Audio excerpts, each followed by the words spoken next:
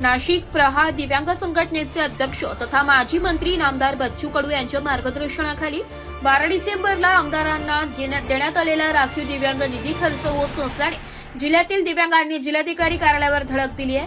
प्रहार दिव्यांग संघटनेचे जिल्हाध्यक्ष ललित पवार यांच्या नेतृत्वाखाली हे आंदोलन करण्यात आले।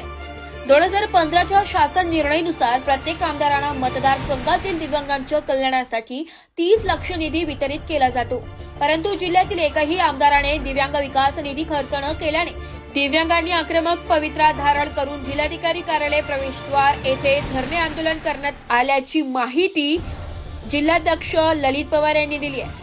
तसेच दिव्यांगांना दरमहा देण्यात येणाऱ्या अनुदानामध्ये बच्चू कडू यांनी केलेल्या अनुदानात वाढ करण्यात आली आहे व शासन निर्णयही पारित करण्यात आलाय, परंतु प्रशासनाच्या अनागोंदी कारभारामुळे अद्यापही अनेक दिव्यांगांना 2500 ऐवजी 1500 रुपये अनुदान मिळत असल्याने जिल्हा प्रशासनाला धारेवर धरण्यात आले।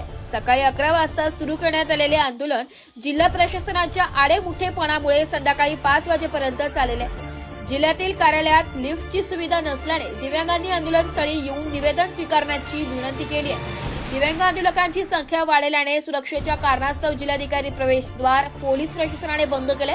प्रहार जनशक्ती पक्षाचे जिल्हा प्रमुख गणेश निंबाळकर, अनिल भडांगे यांनी आंदोलनाची धुरा सांभाळत जिल्हा प्रशासनाला धारेवर धरले। अखेर जिल्हाधिकारी कार्यालयाने नमती भूमिका घेतली व उपजिल्हाधिकारी कुंदन हिरे यांनी आंदोलनास्थळी येत निवेदन स्वीकारले व जिल्हाधिकारी यांच्या आदेशानुसार 16 डिसेंबर रोजी दिव्यांगांच्या विविध मागण्या संदर्भात बैठक आयोजित करण्यात आल्याचे लेखी आश्वासन दिल्यानंतर 5:30 वाजता आंदोलन मागे घेण्यात आले। या प्रसंगी जिल्हाध्यक्ष ललित पवार, जिल्हाध्यक्ष रवींद्र टिळे, कार्याध्यक्ष बबलू मिर्झा, संतोष माणकर, प्रभाकर धनगे, हिम्मत माळी, निलेश क्षीरसागर, नितीन गव्हाणे, भरत राऊत, माधव शिरसाट, नरेंद्र महाजन, दत्ता लोंटे, भाऊसाहेब सांगळे, दत्तू जाधव, रुपेश परदेशी, विलास कानकट, सोमनाथ खुरसणे, दत्ता कांगणे, सुभाष निकाळजे सहित शेकडो दिव्यांग उपस्थित होते।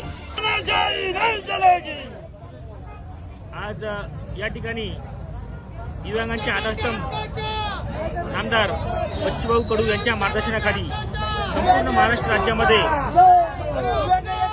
जिल्हाधिकारी कार्यालयासमोर आंदोलन करण्यात येत आहे। आज नाशिक जिल्हाधिकारी कार्यालय येथे प्रहार दिव्यांग संघटनेचे जिल्हाध्यक्ष माननीय ललित भाऊ पवार यांच्या नेतृत्वाखाली आज हे असंख्य आपण दिव्यांग बांधव जे बघत आहात ते आम्ही सर्व जमलेलो आहोत। आज आमच्या ज्या प्रमुख मागण्या आहेत, आमच्या आजच्या धरणे आंदोलनाची आमची जी प्रमुख मागणी आहे ती आमदार खासदारांचा जो निधी आहे तो निधी खर्च होत नाही। आजपर्यंत आपण जर बघितलं, इथून मागचा जर इतिहास बघितला तर आज पण एकही 288 आमदारांपैकी नामदार बच्चूभाऊ कडू वगळता एकही आमदाराने दिव्यांग निधी खर्च केलेला नाही। जर तुम्हाला दर या पंचवार्षिकला राखीव दिव्यांग निधी 30 लाख, अगोदर 15 लाख होता, आता नंतर त्याची मर्यादा वाढवून 30 लाख करण्यात आलेली आहे। 30 लाख दिव्यांग निधी तुम्हाला मिळतो जाते कुठं, हा आमचा प्रश्न आहे। आणि आमच्या हक्काचा अधिकार जर कोणी खात असेल तर हे आम्ही दिव्यांग कदापि सहन करणार नाही। जय हिंद, जय महाराष्ट्र।